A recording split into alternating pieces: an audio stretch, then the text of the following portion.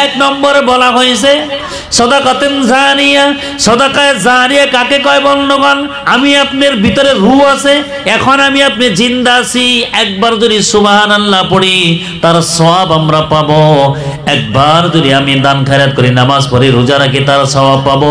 যতক্ষণ পর্যন্ত রূহটা আছে আমার আপনার সমস্ত আমল চালু থাকবে। এই রূহটা যখন বাহির হয়ে যাবে আমার আপনার আর কোনো আমল কাজে আসবে না, শুধুমাত্র তিনটা আমল কাজে আসবে। তার এক নম্বর বলা হয়েছে সাদকায়ে জারিয়া। আমার বন্ধুগণ, সাদকায়ে জারিয়া কাকে বলা হয়? সাদকায়ে জারিয়া এই যে মসজিদ বানানো হয়েছে, আল্লাহর যে বান্দারা নিজে কষ্ট করে টাকা দিয়ে, শ্রম দিয়ে, একটু আর্থিক সহায় করে মসজিদটা নির্মাণ করেছে, কিয়ামত পর্যন্ত মসজিদটা এখানে জিন্দা থাকবে। এই মসজিদে যত আল্লাহর বান্দারা নামাজ পড়বে, সিজদা করবে, কোরআন তেলাওয়াত করবে, যারা মসজিদটা নির্মাণ করেছে করে করে কবরে চলে গেছে, মসজিদ যারা বানাইছেন তারা সাদকায়ে জারিয়ার সওয়াব পাবেন। বলেন সুবহানাল্লাহ। আমার বন্ধুগণ, এই যে মক্তব, এমন একটা বস্তু মক্তব, আপনাদের একটু টাকার জন্য একটু সহায় সাহায্য করে যারা মক্তবটা নির্মাণ করেছেন, মক্তবটা যারা চালাইছেন, এই মক্তবের মধ্যে হাজার হাজার ছোট ছোট ছেলে মেয়েরা তারা লেখাপড়া করবে, কোরআনের শিক্ষা অর্জন করবে। আমি আপনি কবরে চলে যাব, কিন্তু এই মক্তবে যত ছেলে মেয়েরা কোরআন শরীফ পড়বে তাদের জন্য দোয়া করবে, নেক আমল করবে, নামাজ রোজা করবে। যারা মক্তব নির্মাণ করেছেন কিয়ামত পর্যন্ত কবরে শুয়ে সে তারা সাদকায়ে জারিয়ার সওয়াব পাবেন। বলেন সুবহানাল্লাহ। আমার বন্ধুগণ, এই জন্য সাদকায়ে জারিয়া, এই যে মক্তব যারা প্রতিষ্ঠা করেছেন, মাদ্রাসা যারা বানাইছে, সাদকায়ে জারিয়ার সওয়াব হবে। আপনি বানাইছেন, কবরে চলে যাবেন, এই পৃথিবী যদি 1000 বছর পর্যন্ত থাকে, 1000 বছর কবরে শুয়ে আপনি সাদকায়ে জারিয়ার সওয়াব পাবেন। আমার বন্ধুগণ, এই জন্য এই মক্তবে ছোট ছোট ছেলে মেয়ে তারা কোরআনের শিক্ষা নেবে, তারা পড়বে, তারা আবার তাদেরকে সন্তানদেরকে শিখাইবে। হাজার হাজার না লক্ষ লক্ষ মানুষকে কোরআনের শিক্ষা দিবে। এই আপনারা এই জামানার থেকে যারা এই মক্তবটা পরিচালনা করেন তাদের প্রত্যেকের কবরে সাদকায়ে জারিয়ার সওয়াব পাবে ইনশাআল্লাহ। আমার বন্ধুগণ, এই জন্য এই কবর, এই যে মক্তবটা, এটা একটা সাদকায়ে জারিয়া। এই যে কবরস্থান, আপনারা কিছু টাকা দিয়ে, আপনারা কিছু আর্থিক শারীরিক সব ধরনের সহায় সহযোগিতা করে এই কবরস্থানে মাটিটা কিনেছেন, কিয়ামত পর্যন্ত কবরস্থান এখানে থাকবে। যতগুলো মানুষ তাকে ওই কবরের মধ্যে দফন করা হবে, এই কবরটা হিফাজতে থাকবে। আমার বন্ধুগণ, এই যে আপনারা বহুত ভাগ্যবান, বহুত কপালওয়ালা, বহুত সৌভাগ্য আপনাদের। এই কবরস্থানটা বানাইছেন, মসজিদ বানাইছেন, এই যেখানে মক্তব বানাইছেন, এই মসজিদ, এই কবরস্থান, এই মক্তবের মধ্যে যত মানুষ ইবাদত করবে, নেক আমল করবে, আপনাদের এই নেক আমলের সব 1% আপনিও কবরে যায় পাবেন।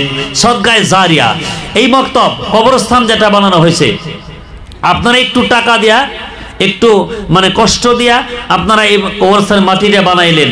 এই কবরস্থান চলেই থাকবো কিয়ামত পর্যন্ত। যত মানুষ এখানে কবরে দফন করা হবে, আপনি কবরে চলে যাবেন, কিন্তু আপনার কবরে সওয়াব পৌঁছেই থাকবো ইনশাআল্লাহ কিয়ামত পর্যন্ত। সাদকায়ে জারিয়া। আমার বন্ধুগণ, সাদকায়ে জারিয়া, এই যে রাস্তা আছে, রাস্তার কিনারে কোনো মানুষ যদি একটা গাছ লাগায় দিছে, ওই গাছটা যখন বড় হয়ে যাবে, গাছের ছায়ার তলে মানুষ আরাম করবে, রোদ্রের সময় একটু বিশ্রাম নেবে। গাছে যদি কোনো ফল লাগে, গটি লাগে, মানুষ নয় বা পাখি এগুলা খাবে। আপনি যারা গাছটা লাগিয়ে কবরে চলে গেলেন, ওই মানুষটা, ওই গাছ যত বছর থাকে, 50 বছর যদি থাকে, 50 বছর পর্যন্ত সাদকায়ে জারিয়ার সওয়াব পাবে। সুবহানাল্লাহ। আমার বন্ধুগণ, এই জন্য কোরআনের শিক্ষা নেবেন। বিশ্বনবী মুহাম্মদ রাসূলুল্লাহ সাল্লাল্লাহু আলাইহি সাল্লাম বলেছেন, মা বাবা যখন কবরে চলে যায়, মা বাবার হুকুম, মা বাবার হক আদায় করা শেষ হয় না। আমার বন্ধুগণ, অনেকগুলো সন্তান আছে, মা বাবা যখন জীবিত থাকে তাদের খেদমত করে, তাদের সাথে ভালোভাবে ব্যবহার করে, তাদেরকে বেমার হইলে ঔষধ পানি ট্রিটমেন্টের ব্যবস্থা করে দেয়, থাকা খাওয়ার ব্যবস্থা ভালো করে দেয়। অনেকে ভাবে মা বাবা কবরে চলে গেছে, আমার আপনার দায়িত্ব আর নাই। না না, দায়িত্ব শেষ হয় না। আমার বন্ধুগণ, কারো মা বাবা যখন কবরে চলে যায়, কবরে যাওয়ার পরে সন্তানের দায়িত্ব শেষ হয় না। বিশ্বনবী মুহাম্মদ রাসূলুল্লাহ সাল্লাল্লাহু আলাইহি সাল্লাম বলেছেন, কারো মা বাবা যদি কবরে চলে যায়, তবু সন্তানের কিছু হক কিছু প্রাপ্য হক তাকে সন্তানের কাছে মা বাবা এই হক সন্তানে আদায় করতে হবে। আমার বন্ধুগণ, কয়েকটা হক থাকে, তার মধ্যে একটা হক হয়েছে তোমার মা বাবা যদি কোনো জায়গায় ঋণ থাকে, কারো কাছে ঋণ আছে, ধার আছে, টাকা দেয় নাই, বা অন্য কোনো বস্তু ঋণ আছে, সন্তানের দায়িত্ব ওই মা বাবার ঋণগুলো পরিশোধ করতে হবে। এটাও একটা মা বাবার প্রাপ্য হক। 3 নম্বরে বলা হয়েছে ওই সন্তান যদি মা বাবার জন্য ডেইলি ফজর নামাজ পড়ে পড়ে সূরা ইয়াসিনটা তিলাওয়াত করবে, মার কবরের নিকটে যাইয়া, বাবার কবরের নিকটে যাইয়া যে সূরা ইয়াসিন তিলাওয়াত করে আল্লাহর কাছে দোয়া করবে মাগফিরাতের জন্য, ওই সন্তান যদি দোয়া করে আল্লাহ রাব্বুল আলামিন তার দোয়ার বদলতে তার মা বাবার কবরটা জান্নাতের বাগান বানিয়ে দিবে। বলেন সুবহানাল্লাহ। আমার বন্ধুগণ, এই জন্য আমরা এখানে যত করে মানুষ আছি, অনেকেরই মা নাই বাবা নাই, তারা কবরে চলে গেছে। আমি আপনি কবরস্থানে যাওয়ার আমার আপনার তৌফিক হয় না, একদিন দোয়া করতে পারি না, তার মানে আমি আপনি কোরআন শরীফ পড়া জানি না। কোরআন শরীফ না জানার কারণে অনেক বান্দা আছে আমরা দোয়া করতে পারি না। আমার বন্ধুগণ, আমি আপনার মা বাবা কবরে চলে গেছে, আমি সন্তান হয়ে যদি কোরআন পড়া না জানি, মা বাবার জন্য জিয়ারত করে দোয়া করতে পারি না, কিন্তু আমার আপনার ছেলে সন্তানদেরকে যদি কোরআনের শিক্ষা না দেই, তারাও একদিন আমার আপনার জন্য দোয়া করবে না। এই জন্য আমি আপনি শিখি নাই, এটা ভুল করেছি, এর জন্য তওবা করি, শিখার চেষ্টা করি। কিন্তু আমার আপনার ছেলে মেয়ে যারা আছে ছোট ছোট, একটা ছেলে মেয়ে যাতে কোরআন শরীফ পড়া বাকি না থাকে, প্রত্যেকের বাড়ি বাড়িতে যত ছোট ছোট ছেলে মেয়ে আছে সব যাতে কোরআনের শিক্ষা মক্তবে থেকে নিতে পারে। আমি আপনি কবরে চলে যাওয়ার পরেও ওই সন্তানগুলো আমার আপনার জন্য কোরআন পড়ে পড়ে আল্লাহর কাছে যাতে দোয়া করতে পারি। আমার বন্ধুগণ, বিশ্বনবী মুহাম্মদ রাসূলুল্লাহ বলেছে, তোমার মা কবরে চলে গেছে, তোমার বাবা কবরে চলে গেছে, তুমি 100 কিলোমিটার 200 কিলোমিটার দূরে থাকো, তুমি 15 দিনে একবার যদি হয়, 1 মাস পরে একটা বার যদি হয়, তুমি একটা বার শুধু কবরটা জিয়ারতের নিয়তে তুমি তোমার গ্রামে চলে আসো, যেই জায়গায় তোমার মা তোমার বাবা কবরে আছে, একদিন ছুটি নিয়ে কমসে কম তুমি শুধু কবরটা জিয়ারতের নিয়তে ওই জায়গায় আসতে হবে। আমার বন্ধুগণ, আসেন, আপনার যদি সূরা ইয়াসিন মুখস্থ আছে, তার যদি সূরা ইয়াসিন মুখস্থ নাই, কোরআন পড়া জানি না, দোয়া দরুদ যা কিছু জানি, কবরের নিকটে যাইয়া তিলাওয়াত করে মালিকের কাছে 2টা হাত বাড়াইয়া দোয়া করবেন, আমার মালিক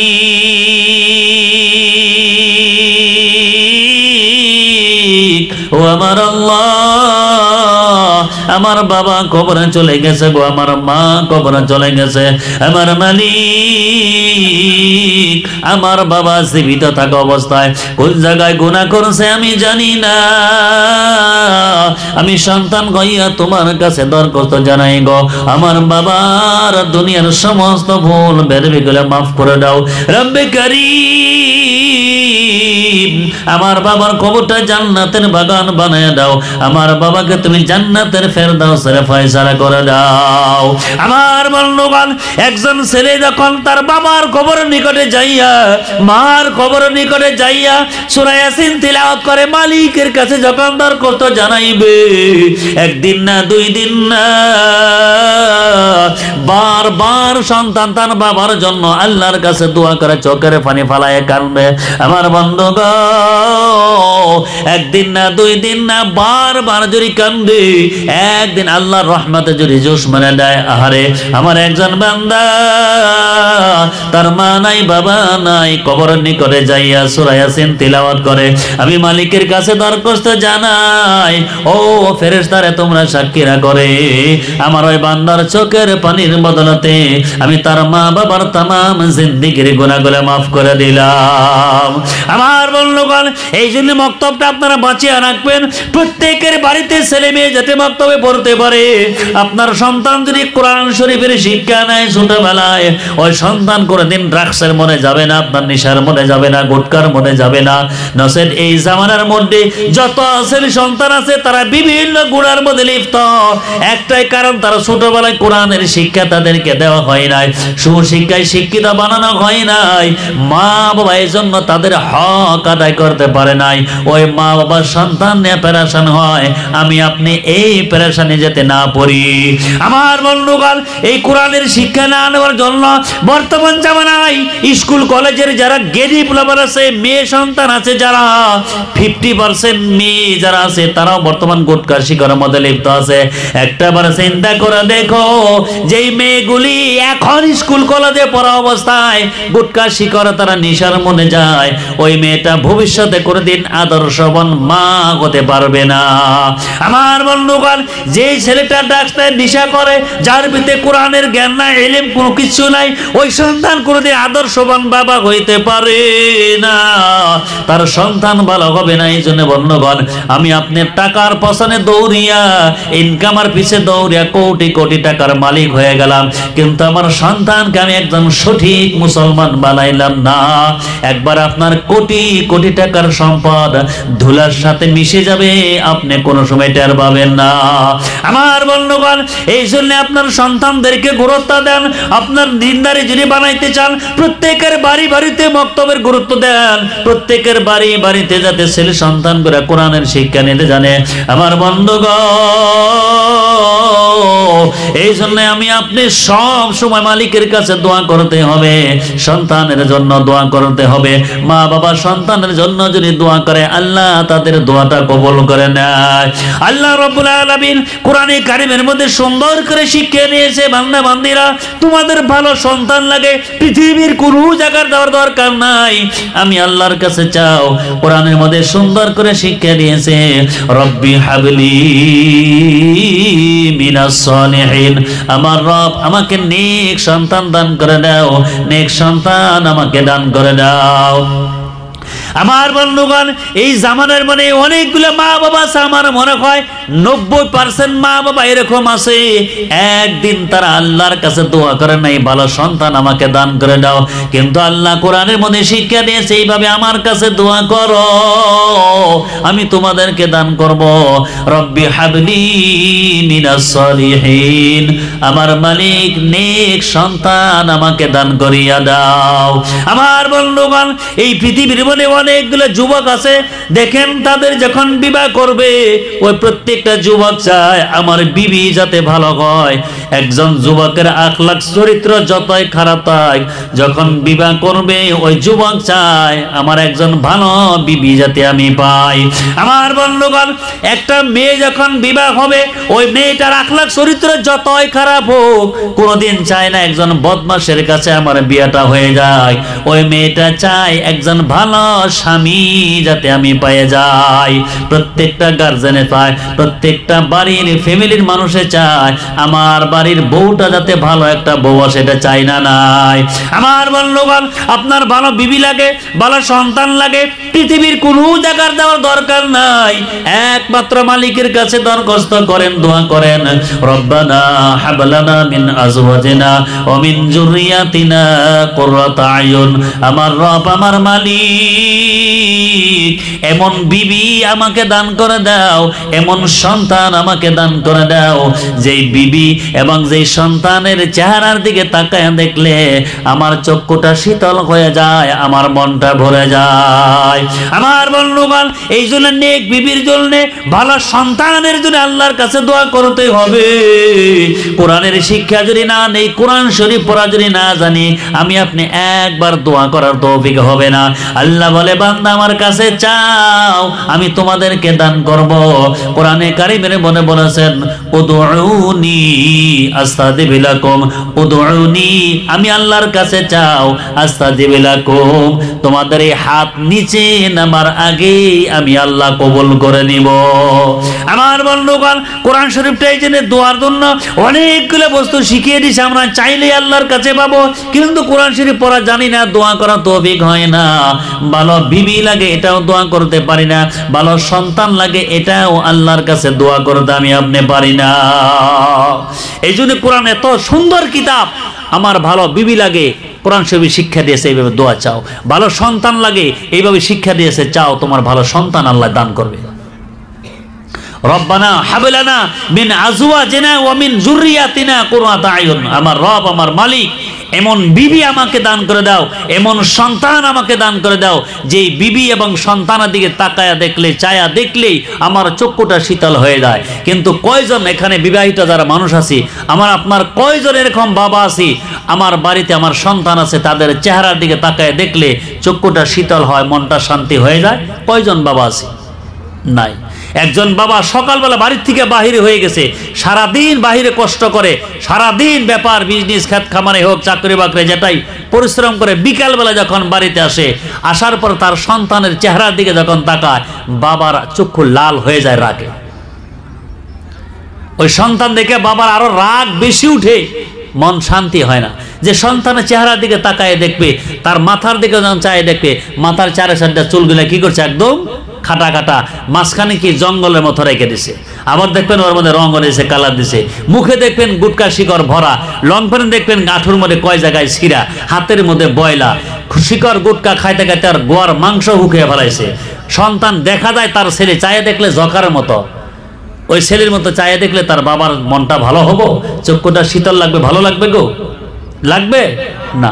বেশিরভাগ ছেলে সন্তান এরকম, তাদের অবস্থা শেষ করে ফেলে দিছে। শুধু নিশার মনে যায়, গুটকার শিখর মনে যায়। এটা কিসের জন্য হয়েছে? কোরআনের জ্ঞান না থাকার জন্য হয়েছে, মক্তবে না যাওয়ার জন্য হয়েছে। এই জন্য মক্তবে যাইতে হবে, তার আগে আমি আপনি মা বাবা ওই সন্তানের জন্য আল্লাহর কাছে দোয়া করতে হবে।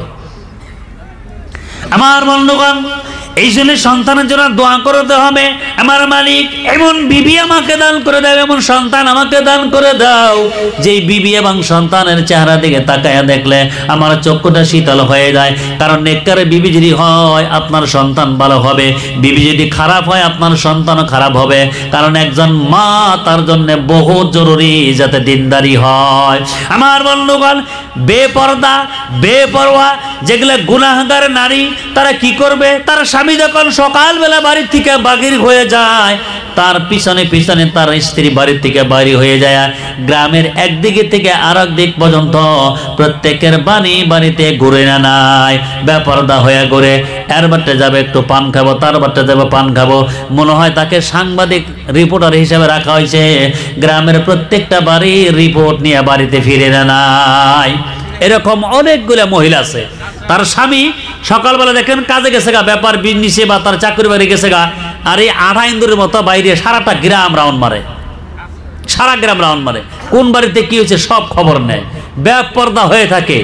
এই স্ত্রীর দিকে তার স্বামী সারাদিন কাম করার পর যখন বিকালবেলা বাড়িতে আসবে, এই স্ত্রীর চেহারা দিকে তাকায় দেখলে স্বামীর মন কোনোদিন খুশি হবে না, তার চক্ষুটা কোনোদিন শীতল হবে না। আমার বন্ধুগণ, যদি নেককার কারো বিবি থাকে, আপনার বিবি যদি ভালো হয়, এই জন্য কোনো স্বামী যদি সকালবেলা বাড়ি থেকে বাহির হয়ে গেল, মানুষের দানে দানে কাজ করে, ব্যাপার বিজনেস করে, তার নেককার বিবি যদি হয়, ওই বিবি স্বামীর বাড়ির বাউন্ডারির ভিতরে থাকবে, কোনো বাইরে যাবে না, বেপরদা হবে না, মোবাইলে অন্য কোনো পুরুষের সাথে টাইম পাস করবে না, আড্ডা মারবে না, কোরআন শরীফ তেলাওয়াত করবি, নামাজের সময় যখন হবে নামাজটা পড়ে আল্লাহর কাছে দুইটা হাত বাড়ায় দোয়া করবে, আমার মালিক ও আমার আল্লাহ,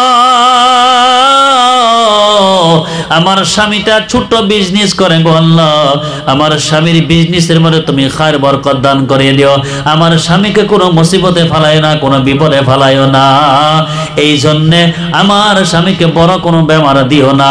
একজন বিবির তার স্বামীর জন্য চোখের পানি ফালাইয়া বারবার যদি আল্লাহর কাছে দোয়া করে নেয়, ওই বিবির দোয়ার বরকতে আল্লাহ তার স্বামীর সমস্ত বিজনেসের মধ্যে খায়ের বরকত দিবে নাই। আমার বন্ধুগণ, এই জন্য স্বামীর জন্য আপনি দোয়া করতে হবে। অনেকগুলো মা বোন আছে, মহিলা আছে, তারা ভাবতে পারে আমার পুরুষ, আমার স্বামী তো ভালো না, আমাকে জুলুম অত্যাচার করে, আমার উপরে অভাব, আমার উপরে গালিগালাজ করে, আমাকে মারধর করে, আমি কিভাবে তার জন্য দোয়া করব? ও আমার মা বোনেরা, আপনার স্বামী যদি আপনার উপরে জুলুম অত্যাচার করে, গালি যদি পারে, কোনোদিন স্বামীর সাথে আপনি বেয়াদবি করবেন না, স্বামীর মুখোমুখি তর্ক করবেন না, আল্লাহর কাছে যদি আপনি সম্পর্ক বানিয়ে নেন, দোয়া যদি করতে পারেন, আমার মালিক, আমার স্বামী আমার উপরে গালিগালাজ পারে, আমাকে জুলুম অত্যাচার করে, আমাকে মারধর করে, আমি সংসারটা ভাঙতে চাই না, আমার স্বামীকে তুমি হিদায়াত দান করে দাও, আমার যাতে সোনার সংসারটা গড়তে পারি। একজন মা যদি তার স্বামীর জন্য এইভাবে দোয়া করে, একদিন না দুই দিন না বারবার দোয়া করলে আল্লাহ ওই দোয়ার বদলে তার স্বামীকে হিদায়াত দিবে না নাই। আমার বন্ধুগণ, এই জন্যে প্রত্যেকটা মহিলা যদি নেককার হয়, দেখবেন তার স্বামীর জন্য দোয়া করবে এবং তার ভালো সন্তান হবে, তার দুনিয়ার জিন্দেগি শান্তিময় হবে, আখিরাতের জিন্দেগিটা শান্তিময় হবে। আমার বন্ধুগণ, বিশ্বনবী মুহাম্মদ রাসূলুল্লাহ সাল্লাল্লাহু আলাইহি সাল্লাম যে হাদিস বলেছে, তার 2 নম্বর বলা হয়েছে আওয়ালাদান সালিহ ইয়াদউ লাহু, নেক ছেলে সন্তান যদি মা বাবার জন্য দোয়া করে, তাহলে আল্লাহ তাআলা দোয়াটা কবুল করে নেয়।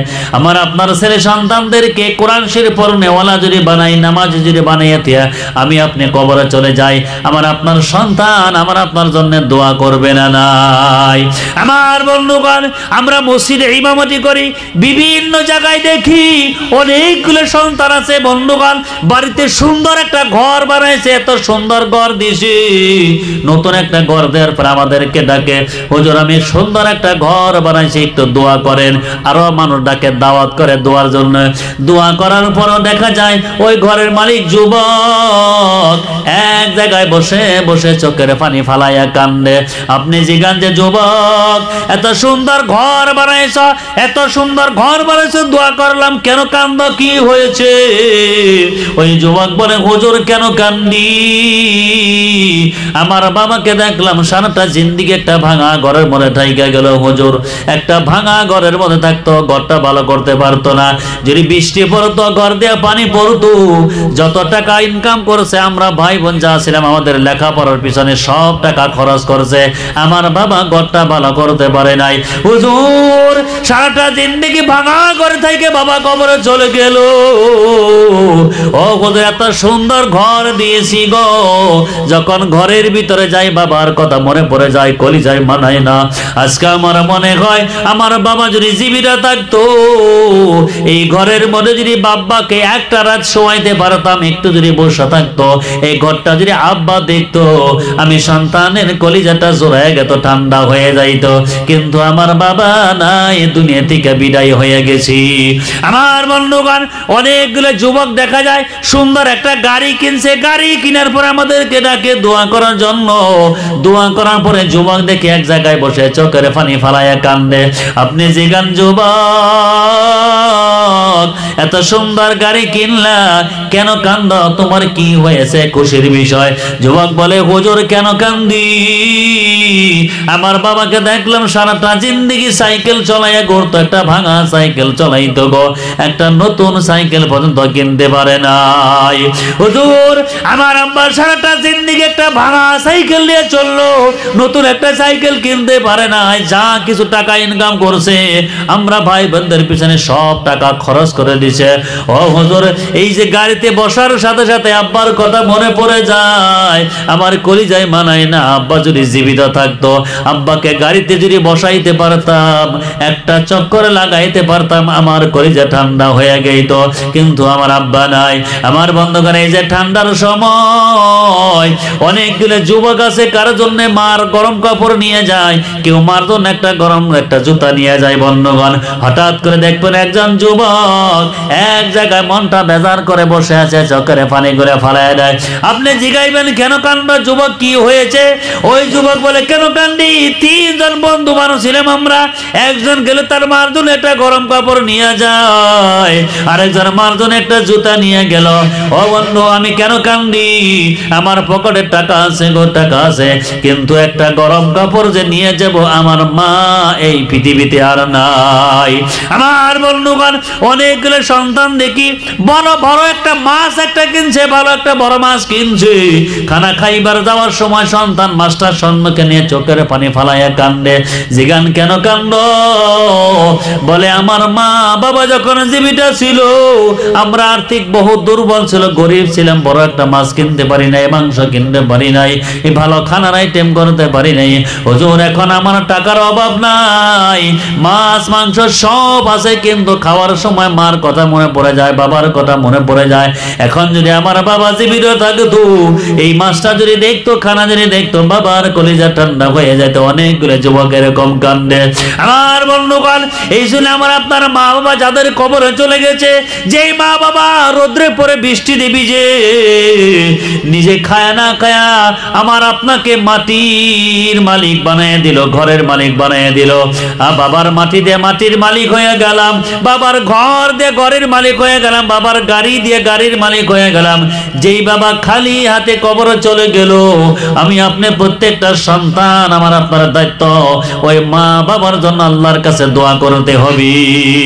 সন্তান যদি মা বাবার জন্য দোয়া করে, মা বাবার কলিজা ঠান্ডা হয়ে যাবে, তাদের কবরটা জান্নাতের বাগান হয়ে যেতে পারে।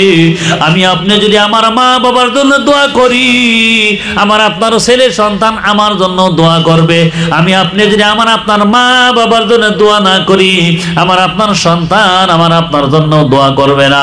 এই জন্য বন্ধুগণ, যাদের মা নাই বাবা নাই, দুঃখের কবরে চলে গেছে, যেই বাবার মাটি দিয়ে মাটির মালিক হয়ে গেলাম, যেই বাবার ঘর দিয়ে ঘরের মালিক হয়ে গেলাম, যেই বাবার গাড়ি দিয়ে আমি গাড়ির মালিক হয়ে গেলাম, কবরে চলে গেল, ওই বাবার রুহুর মাগফিরাতের জন্য আল্লাহর একজন বান্দা আছে নাকি ওই কবরস্থানের জন্য এই মক্তবের সাহায্যে 10,000 টাকা দান করে দিবেন আপনার মা বাবার রুহুর মাগফিরাতের জন্য।